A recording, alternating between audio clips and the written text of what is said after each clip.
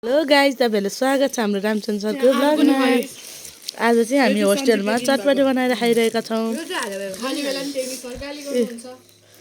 ऊ चाहिँ रामचन्द्र सरको पिरियड पर्न थाल्छ, टाउ दुख्छ है उहाँलाई चाहिँ।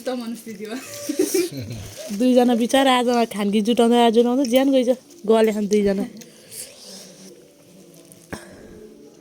उहाँ चाहिँ अनि काट्ने मान्छे,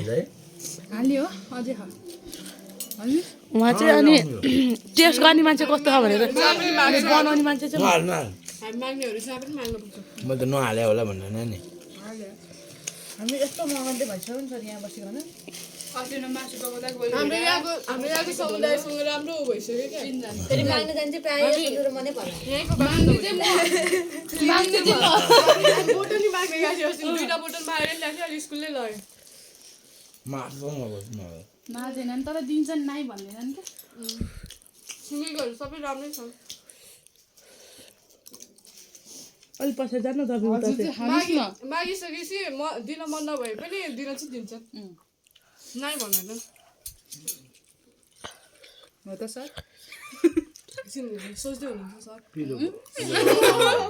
चटपटेले रियाक्सन चेन्ज गरायो नि है, पसिना आएको छ हाम्रो रामचन्द्र सर।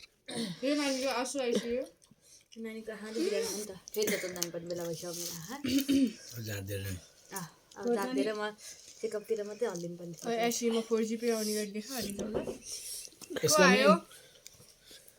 सुनिल हो यतापट्टि होइन हौ, कति गीत बजाएका यी बच्चाहरूले। केटाहरू कहाँ गयो त? रुममा खान आइज